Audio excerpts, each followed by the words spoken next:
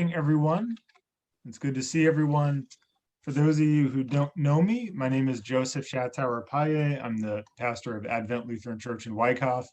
I'm also one of the co-chairs of Wyckoff Stigma Free, one of the sponsors tonight, along with Michelle Patricchio.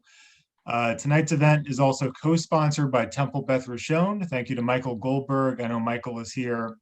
Thank you to Beth Haver Shalom and Mawa and Franklin Lakes Board of Health Reach, Christine and Rajan Melwani. We hope tonight's conversation is informative and inspiring for you. And I want Jane to have as much time as possible. So welcome, Jane. Thank you. And we also have a slide, and I was just trying to figure out how to advance the slide, and it's skipping a slide. There it is. There's the slide, just what you were saying. So thank you, Father Joseph, for inviting us, as well as thanking Wyckoff Stigma Free Committee and Temple Beth Rishon and Beth Haver Shalom and Franklin Lakes Board of Health, the REACH program. So I also am very grateful to all of you for bringing me tonight to share a little of Tyler's story with you this evening. I would just like to begin by introducing you to my family. We were your neighbors. We lived in neighboring Ridgewood for over 30 plus years. And this is my youngest son, Tyler, who once had many hopes and dreams, and someone who had many gifts and talents to share with the world as well. One of those gifts was his musical gift. He was truly a gifted and talented musician, specifically a violinist. And that isn't just a proud mom, I don't think. He played in many orchestras. He played in many orchestras. And when he went off to college, he actually auditioned for a seat in the orchestra at college. And he was one of only 2 freshmen who were accepted into the graduate school orchestra. So I do think that does speak to his gifts and abilities. But other than that, in our little small part of the world in Ridgewood and the orchestras he played with, Tyler was basically unknown. That is until the fall of 2010, when he made national headlines.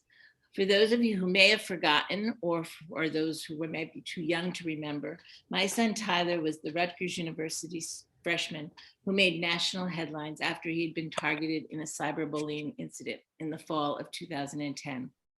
Tyler's roommate live streamed Tyler in a sexual encounter with another man, sharing a very private moment and announcing it to the entire world, humiliating Tyler in front of his new dorm mates. And the worst part is, I believe Tyler's roommate did this simply because of Tyler's sexual orientation. Tyler used one of the God-given traits that made Tyler different from him and unique from him to put Tyler down among his new peers, trying to maybe make himself out to be more important or more cool or popular, or for whatever reason he was trying to achieve, or whatever was giving him thoughts in that moment. But one of the things I do not think he ever did was consider the great expense it would cost to another person. With it, he did this action without any thought or care to the harm being done to another human being, to my son. Because as Tyler kept reading the jokes and comments on social media, Tyler's reality became very twisted and distorted. And he lost sight of just how special and precious he was, as well as the resources that he had available to him, both at Rutgers and at home. Because as I have learned all too personally after Tyler's death, when you are in that very dark, lonely, desperate place, you often can't see the support and resources that you have available to you. And it was at this point that Tyler made a terrible decision, one we will never be able to change or undo. Tyler made a permanent decision to a temporary situation. On September 22nd, 2010, Tyler died by suicide. Tyler was only 18 years old. And as much as Joe and I wanted to go back and change Tyler's actions, the reality is we could not. So instead, we put our energy and actions into making sure that no one else would ever have to suffer the same shame, pain, and humiliation that Tyler experienced. So Joe and I began the Tyler Clementi Foundation to honor our son, Tyler. We wanted to not only raise awareness around the issues that impacted Tyler, but to create actions and solutions to these issues based on research. Our mission is to end all online and offline bullying in schools, workplaces, and faith communities. Our goal is for everyone to be treated online and offline with the respect and dignity they deserve. Not despite their differences, but rather because our differences make us uniquely special and precious. And we believe that must be celebrated. We give special attention to vulnerable populations because they are at the highest risk of being targeted for their difference, especially the LGBTQ community, which Tyler belonged to, which, as I said before, was, in my humble opinion, why he had been targeted. It still amazes me that Tyler's death generated so much media attention. This was not something that I could understand at the time, nor something that our family encouraged or looked for. But after much time, I began to finally see the value and purpose this attention served.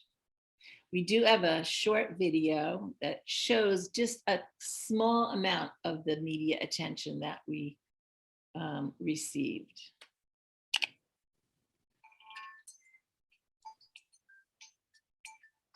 This was a sad day at Rutgers University in New Jersey. Authorities have now identified the body of Tyler Clementi. A quiet freshman at Rutgers University, a talented violinist, took his own life after a sexual encounter with another man was secretly streamed online. By all accounts, Tyler Clementi was a good-natured soul and mostly kept to himself. Two witnesses saw Clementi jump off the towering Georgia. 18-year-old will join a disturbing growing trend of young students across the country who are cyberbullied to the point of collapse.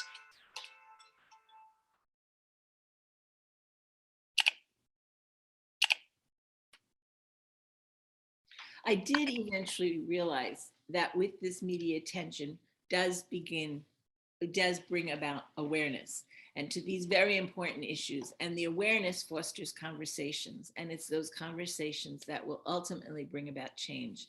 And that is what we need, change. Sadly, as at the end of that clip, there were many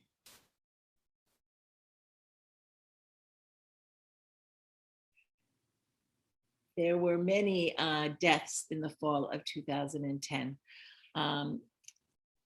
And the accumulation of those stories started many conversations that helped raise awareness to the great need for bullying prevention and programs in schools, as well as the need for suicide prevention, cyberbullying, safety classes and programs, digital civility programs, as well as LGBTQ rights and protections, just to name a few of the conversations that were started. Because we do need to have these healthy conversations around critical mental health issues like depression, bullying, and suicide prevention to help break down the barriers of stigma and shame in order for people to be able to access health. Just to understand what we were talking about tonight, this is the definition for stopbullying.gov.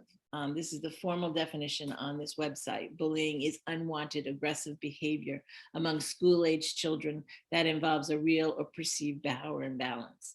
The behavior is repeated and or has the potential to be repeated.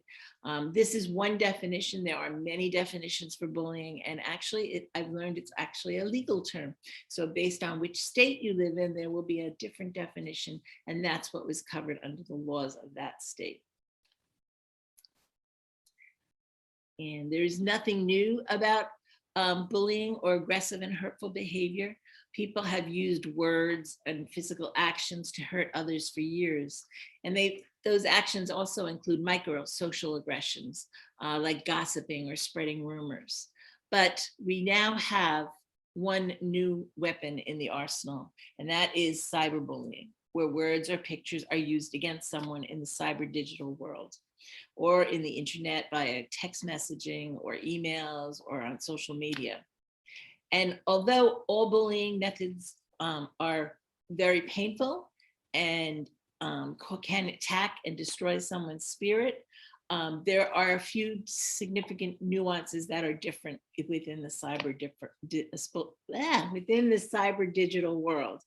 And most usually those differences usually exacerbate and exaggerate the harm from that of traditional bullying. Because if you were targeted in the classroom with maybe 20 or 30 students, other students looking and watching, that's one thing. But on the digital cyber world, it could happen where hundreds or even thousands of people can be aware of what's happening and reading the comments or seeing the pictures. And what's worse is sometimes the target doesn't even know how many people are seeing or hearing what's happening, and it is just exacerbated in their head.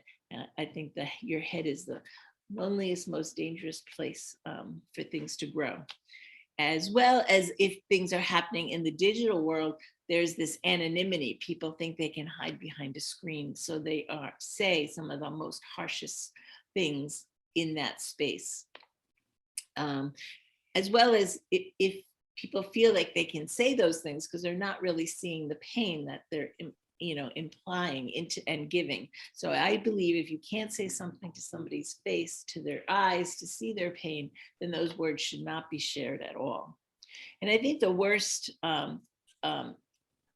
thing about cyberbullying is oftentimes the target becomes their own worst enemy, and they can't escape the words or actions or pictures of those that are being mean to them or inflicting the pain.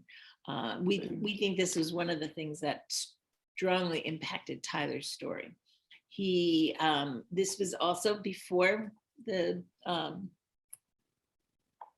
iPhones, so he didn't have access to all of the actions, but in the short 48, 72 hours that he started seeing those comments and jokes, and he had been live streamed, he logged in to visit with them over 50 or 60 times when his phone and laptop were analyzed, mostly his laptop, because it was before the, like I said, it was when he had a flip phone. He didn't have an iPhone.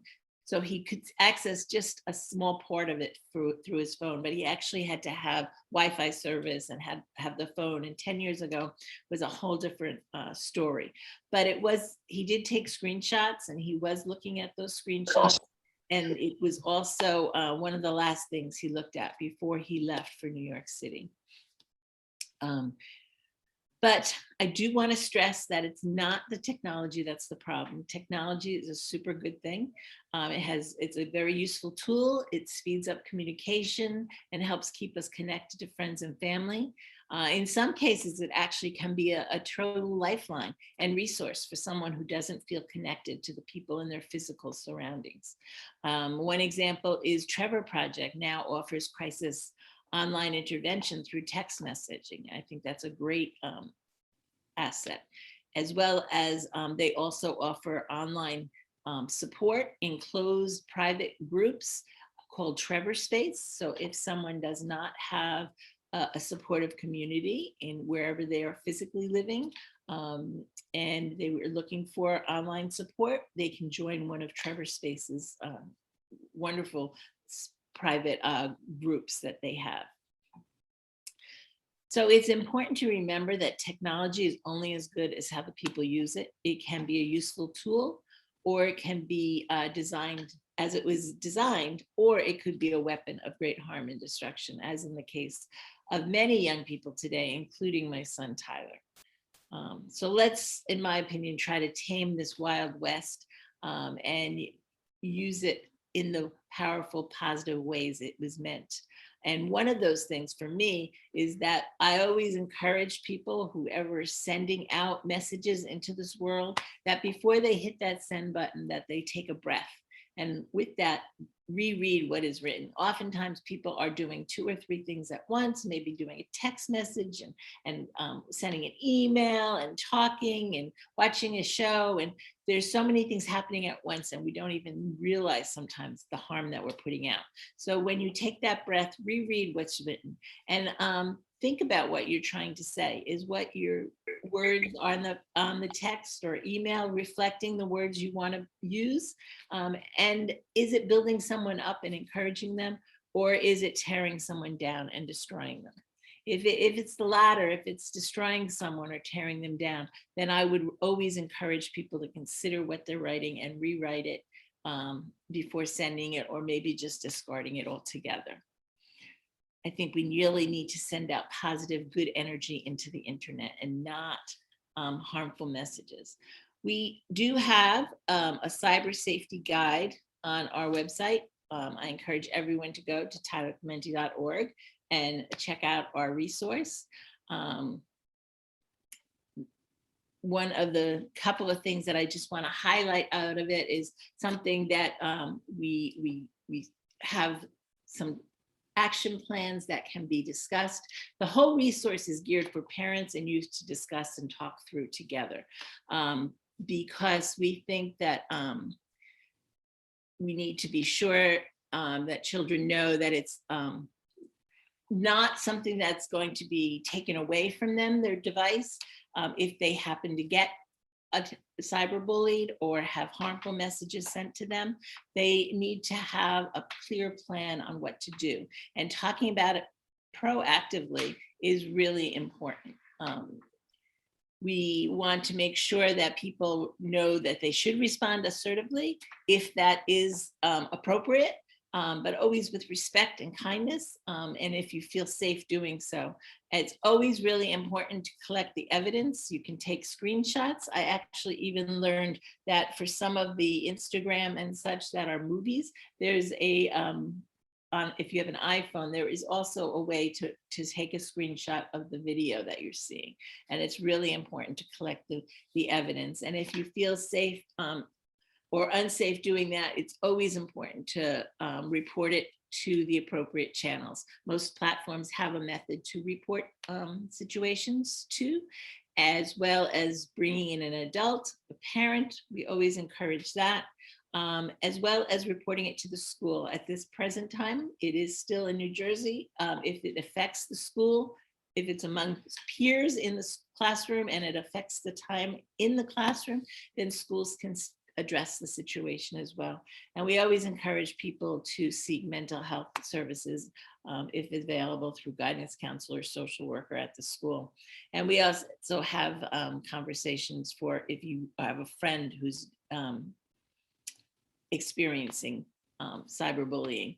But we need to make sure we can help our youth navigate through these difficult situations by having conversations and maybe walking through different scenarios or role playing, know when it is good to respond as well as when to just delete it. Sometimes on some of the anonymous apps, if you do respond, then your response and the previous post becomes public, which maybe is not a good time to respond in that platform. So it's really important to know the platform and know appropriate measures. It's also important to know what is important to have in the digital space, that if you know that someone's in harm's way, or if you know your loved one, a sibling, a good friend is in harm's way, those conversations are not meant to be had in the cyber digital world. Those conversations need to happen in person, and you need to know when to take them out of the digital world. We did do a poll a few years ago with AT&T. We did it in 2016 and 2018 twice. And sadly, the statistics which replicate other larger studies do show that almost 50% of youth teens have experienced cyberbullying, and 75% know that they know of others or peers that have had instances of cyberbullying. So it's not about having an action plan for if you become cyberbullied. It's almost rather about, when, it's rather when it happens, you have a plan in place. And that's why it's so important to have these conversations in advance. And this next slide was just one other point. We had many statistics from our small poll we did, but this one really shouts out to me. 60% of youth talk about the fact that they would not talk to their parents about a cyberbullying incident. And mostly it's about being fearful of losing the device. And that is why we really need to have those conversations proactively with your child, or students with educators, educators with students. And we need to really create a judgment-free zone. Ask questions, open-ended questions, try to show no emotion to the responses or react judgmentally. Be a good listener, try to be a neutral, good listener. And hopefully that will open up the conversations, and having them proactively making sure they know that it's not their fault that they're being targeted, and it's not their fault. They're not going to lose their phone. They may need to get out of that platform temporarily to make sure that the bullying stops and that they're not continually seeing those messages.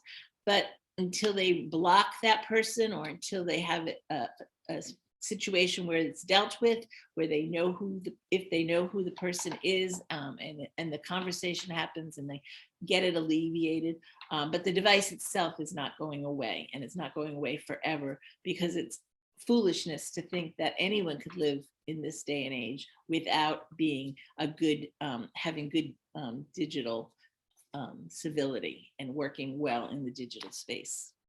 I think it all comes down to just really emphasizing and teaching empathy. I'm a visual person, and I think this cartoon speaks really loudly. It's about trying to see life through someone else's eyes and through their life experiences. We need to be good listeners. We need to learn that as a valuable life lesson for everyone to learn. And one thing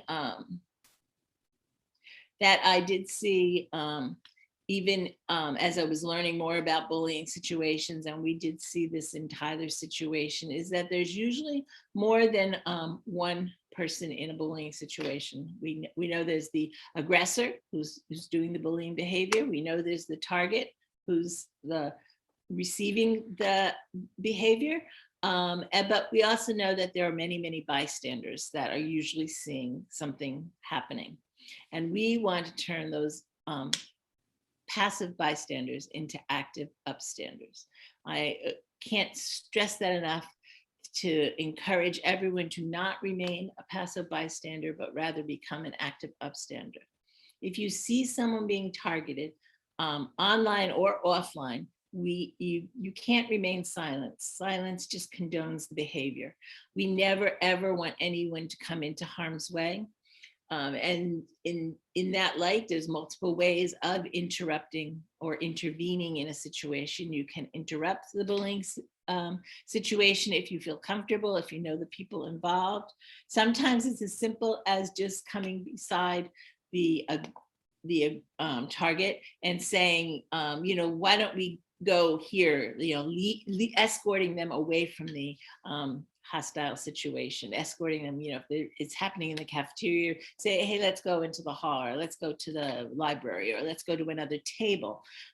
It could just be calling out the behavior and saying, I don't think that's funny, or we don't use those words here. We don't use those racial slurs or those homophobic words. I don't think that's funny. It's not a joke. You might think it's a joke, but it's not. And look at all the people that are hearing it. So it's really just about calling it out. Of course, if it doesn't change the behavior, or if you didn't feel safe, really what that's next step is to report the situation. It's really important to make sure people know that it's not snitching, or that it's not being a tattletale. And that's really about the adults. If this is youth, it's about the adults in the environment, or if this is happening in a workplace, it's about the supervisors and management, making sure it's a safe environment to speak up and to tell.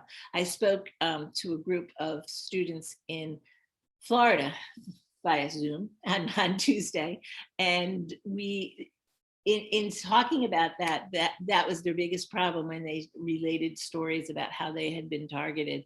They said that they couldn't tell anyone because everyone would think that they were a snitch. And it's really about creating that safe environment to make sure that people know that it's not, especially if you're reporting for someone else and it's maybe a mental health crisis that they're in, and a friend or your sibling tells you not to tell anyone and it's really very harmful, I really don't feel good, I feel really sad, I can't make plans, I have no hope, I even have a plan in place to end my life. Those are things that need to be shared, and they need to be shared with an adult. And I can't tell you enough to have these conversations with your youth, because I've spoken also at other schools, and students have confided in me that they did tell their best friend, I have this plan, I'm planning to do this, and don't tell anyone. Well, they have to know they're very grateful that that person telling me the story, that their friend did not listen to them. And I think that that's important, teaching what is to be kept a secret and what is not. Oh, I have a crush on Sam. Well, that should be kept a secret, but I'm planning to hurt myself. That should not be kept a secret. So we really need to know what we can share and what shouldn't be shared. And most importantly, the third step in our being an upstander is to reach out to the person that's being targeted, to reach out, make sure they know that they're not alone, and where and how to access their resources. I think, as I said before, when you're really sad and in a lonely place and feeling very isolated, you often can't see those resources. Maybe even walking your friend to the guidance office or to the nurse's office or to an administrator or to the teacher, and helping and saying, I'll go with you if you'd like, offering that next step. I think is really important also to just do a lot of role playing, talking through different ways to be an upstander. On that Tuesday event that I was on, one of the young men shared with me that he had been an upstander and he felt good about it. Unfortunately, he got expelled for doing it because he used his actions in a violent, hostile way. He made the situation stop, but he did not do it in a good way and a healthy way. And we want to make sure that our youth have the tools available to them to do it in a healthy way.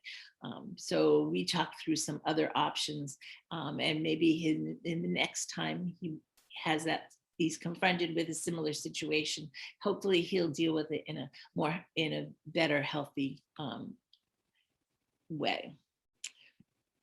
But I do believe that behavior can change, and that's the whole premise and why we do what we do. We can all live in a kinder, more respectful and compassionate world. I really do believe that. We might not all agree with each other, but we can discuss the issues respectfully and not tear each other's people down and destroy someone's character. Well, we have those conversations about the issues and stay focused on the issues. For us at the Tyler Clementi Foundation, we believe the best approach to bullying behavior is to be proactive and not reactive. And we want to prevent bullying before bullying behavior occurs. So one of the reasons why we want to do that is because we know that all bullying behavior hurts.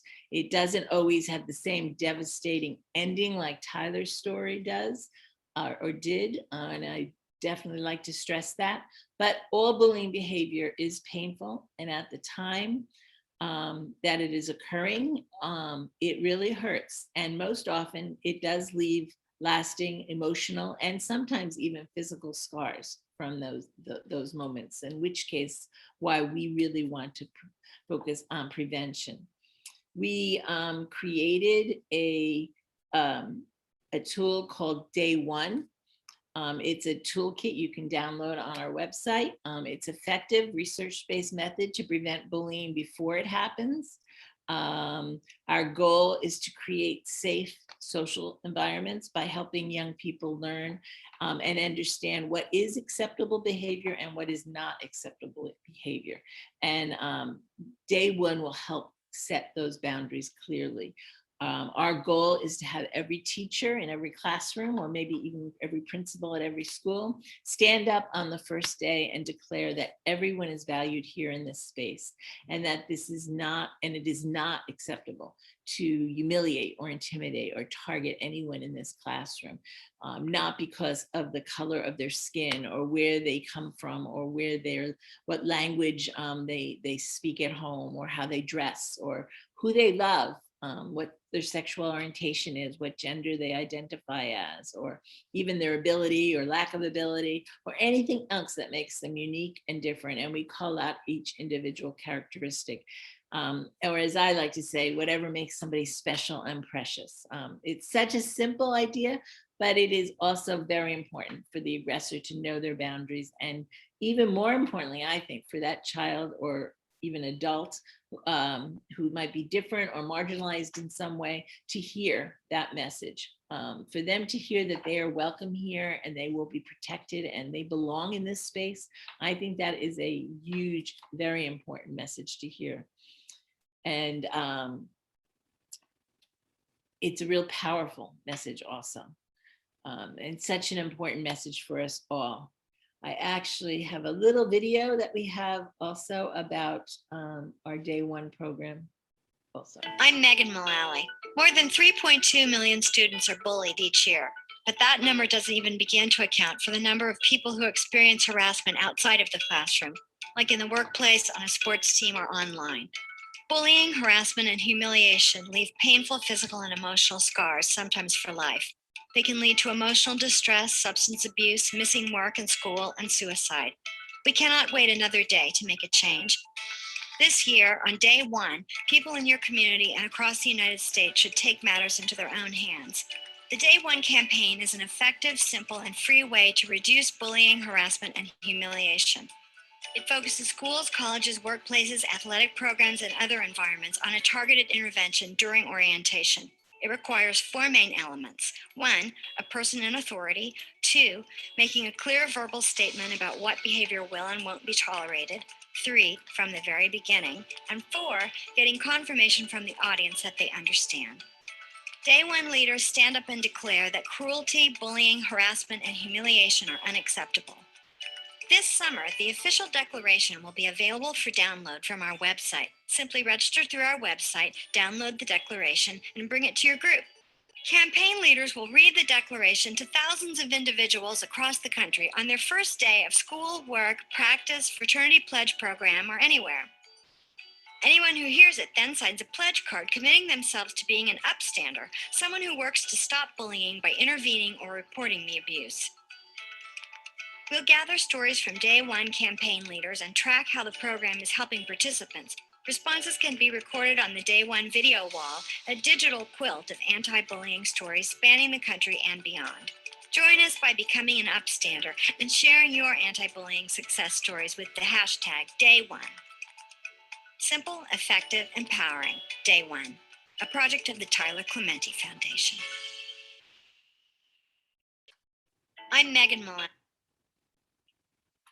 Which takes us to the action steps. What can you do? So I have a few ideas or suggestions. Of course, our first action step would be to take our Upstander pledge and join our Upstander movement. You can do that by simply going to our website. It's simple, it's easy, maybe download it, hang it on the wall so there's a visual. I'm a very big visual person. I like reminders because it's not a simple one and done decision. It's in every situation or every encounter you come into in your life every day, probably multiple times a day, you have to decide if you're going to be an upstander, if you're going to speak up and say something. We also encourage everyone to, I can't find my cursor. We encourage everyone to bring our Day One program to a school or a workplace or a faith community. And then again, hang up some visuals, clearly state the values of the group is really important, which my slides were out of order. So now I'm going to go back and creating a value statement. You can create your own day one if you'd like, which is what a value statement is, the values you want to live in this community. And some youth need help with that, to create that line in the sand and say, this is acceptable and that's not acceptable. Calling it out right from the beginning. Help develop the code of conduct for your youth in your life. You might want to make sure that they know that these values are valued in all spaces they enter into, including the digital world, and when they're sitting behind that screen. I think you could even make the value statement into a wall hanging to hang on your school. You know, maybe it might be a project to do on the very first day that you gather together. Maybe putting out words that you value in this space, you know, like honesty or empathy or trust or concern, reliability. Maybe do a wordsmithing, you know, acceptance, celebrating differences, just putting all those words and then hanging it in the room.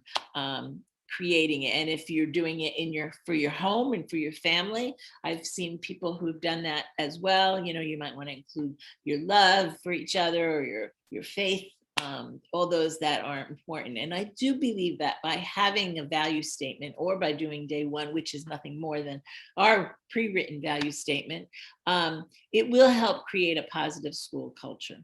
I think we need to walk the walk and set a good example. There's always someone watching and learning from our behavior. So we need to be good role models to our children, and our children need to be good role models to their peers as well. And now, just a few fun things is we do have like an Upstander backdrop. So visit our website. We have a lot of fun things. We have some things about being an Upstander that you can do for your Zoom call. We also have a frame for your profile. And then another program that I do just want to bring attention to is if you have a high school age child in your life, we would encourage them to sign up to be our Tyler Clementi Foundation Youth Ambassador. We have program cohorts twice a year. And we actually, since you are part of Bergen County, now three of our youth ambassadors were from Bergen County, and they now created day one reps in Bergen County. And then those reps created something in New Jersey. So there's 3 different programs that they could try, or if they, depending on how much time they have to offer. It's everything is done by Zoom. And the youth ambassador is what I strongly encourage. It meets monthly together as a cohort over Zoom, and we have students from all over the country participating. Usually they're cohorts of about 20 to 25 students, and we have 2 going each year. And then we have a third cohort of people that just want to stay with us and just keep learning and keep implementing action steps. And that's really, really exciting for us. So I do encourage everyone, as I said, to put out good energy and kindness out into the world always, including in the digital world. And most importantly, use the digital world wisely and for good. And for us, that means following us on Instagram and Facebook and Twitter, and resharing and reposting and liking our comments, and share back with us your stories. And if you do implement a value statement or a day one, I do encourage you to respond to us and let us know. And if you go to tylerclementi.org, please pledge to be an Upstander. So thank you. I'm so sorry about the beginning. It didn't work out as I had hoped, but we got through it all anyway. I don't know if there's any questions. If you want to raise your hands, I could call on you, or I'm not really good with there is some questions in the chat. I'm not so good with that. I'm going to stop sharing so I can see more of you. And if there's any questions in the chat. Oh, that was Victor sharing our links. Very good. On the ball. Thank you, Victor.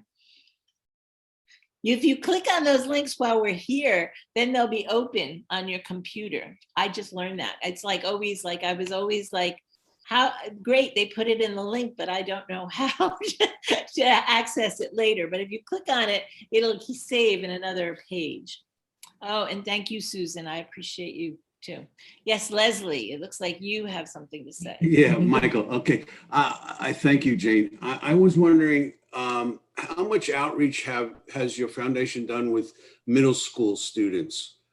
I know in terms of the ambassadorship is through a high school program, but what's your opinion about the need to discuss these things in the middle school environment? Absolutely, and we believe even doing things in the elementary school. We don't speak much into the elementary space, but we are actually creating a new day 2, we're calling it, to supplement day 1 with other social emotional learning curriculum throughout the year and little short videos, and that's going to be for grades 3 through 5 we're working on. I have spoken at middle schools and we have reached out. We don't have a youth ambassador program yet for middle school at this point. Sometimes it's hard to get that commitment because we want a commitment for a whole 10 months. And we tried it with a little younger cohort at one point and it didn't seem as successful, but maybe that was just one small cohort. Maybe we can reach out in advance. I actually have spoken, and James, my older son, when he was working with the foundation, has spoken in Wyckoff and Franklin Lakes a few times. So, but it's the same thing. It's just like day 1. It's something that needs to be repeated. It's not a one and done magic wand. You need to keep talking. And every year you certainly need to start afresh because you're getting a whole new group of youth coming in and coming through. So it is important to keep that conversation. Kind of why I say keep that visual on the wall so it's not something forgotten. But the beauty about day 1 or with the value statement is you can call back and say, remember in September, we talked about this. We don't use those words here. We don't talk like that here. We certainly don't deface property. I did hear about what happened in your school, and I'm sorry for your needing to live through that. But I do think that what your administrators did right away, declaring this was not acceptable behavior and being very vocal about it, was a great approach, was the perfect approach. It's sort of like day 1 after the fact, but yeah, it's important. Unmute.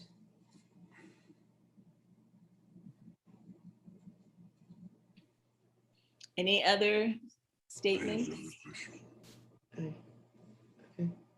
Nobody else is in. I have one more question if no one else is asking. Can you tell us your work that you did on the task force in New Jersey, or a little bit about that? Certainly, a little bit. We, Congressman Gottheimer gathered together a group of experts, mostly from Bergen County, but there was a professor from Rutgers, from out of Bergen County, on the task force.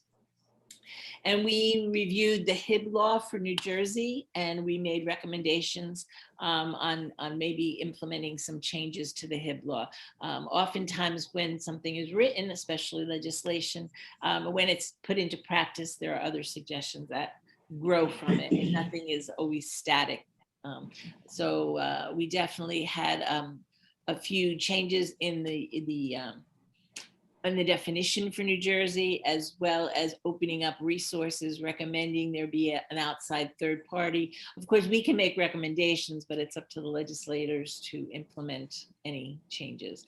I strongly feel that many times parents, their youth will tell the parents that there's an issue, and the parents will go to the school and they might not get any response or the response they want. And I do believe that there should be a third party that can be called in those situations, sort of an expert, so to speak, as well as somebody that can come in and do in-services for teachers and present and report back on the latest research as well. So we made a few of those recommendations through Congressman Gottheimer to the state. Very nice. Mute back on.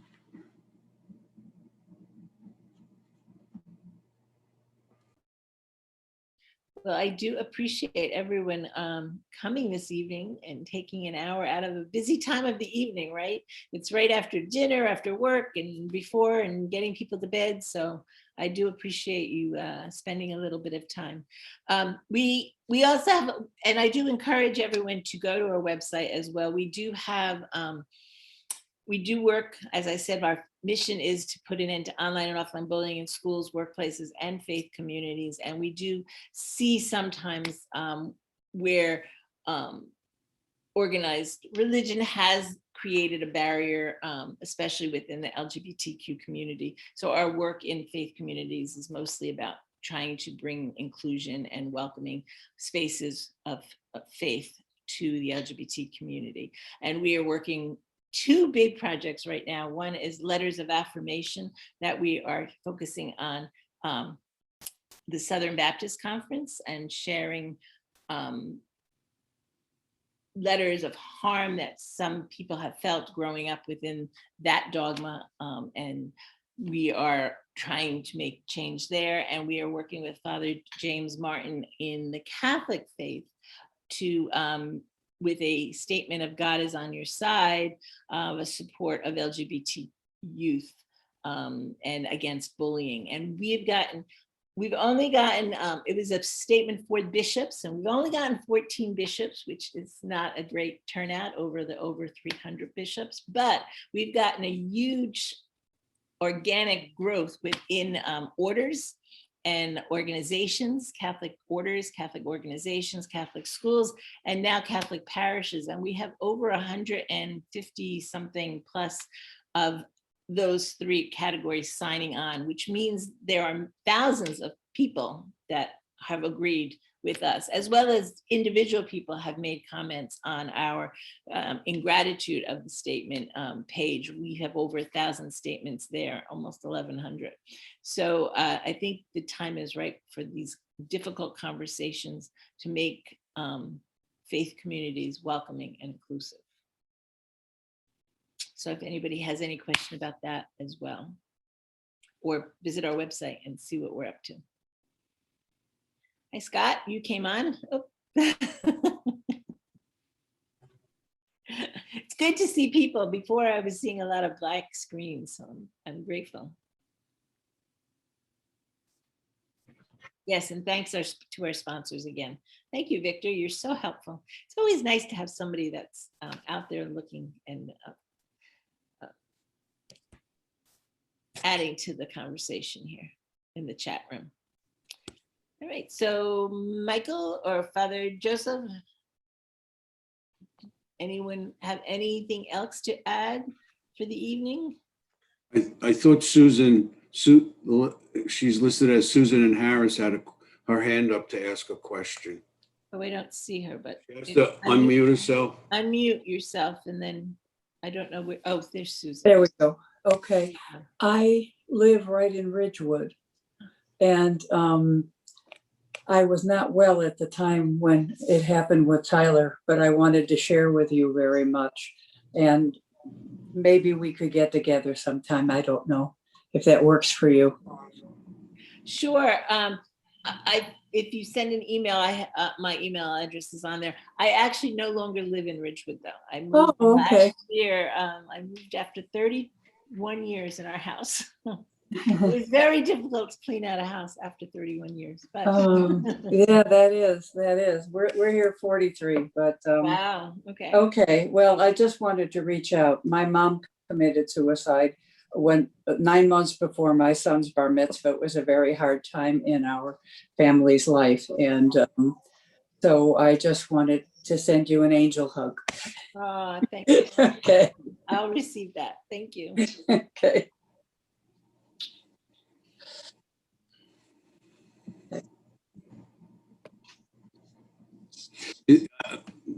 Jay, I wonder, is this going to be taped? Is it, if someone has missed this, can they get a recording? Michael, we taped, I believe Victor taped just the speaking part, so none of the participants will be included in the video. Give me a thumbs up, Victor, if that's true. But I believe it's definitely been recorded, but we would never release the participants. Right. Okay, so because I got some text from people that couldn't make it and they want to know if there's a recording. Yes, and we will give that to you with just the PowerPoint, I believe, and myself, so that, and we'll probably cut it from the real second start, not the first start. But sorry about that.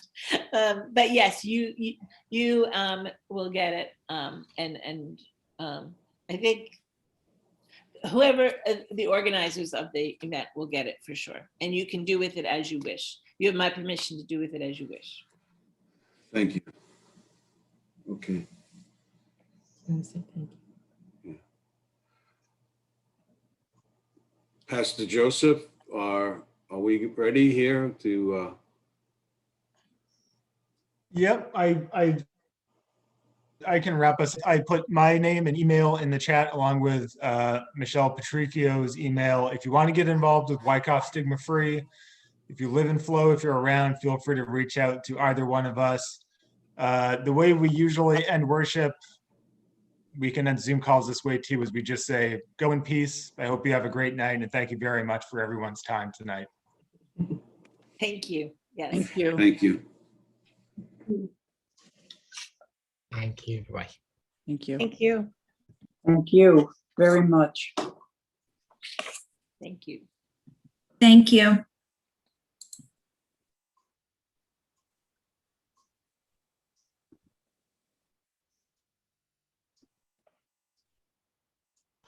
Thank you. God bless. Thank you.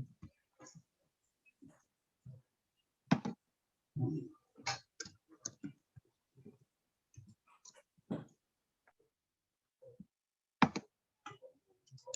the heck is with you?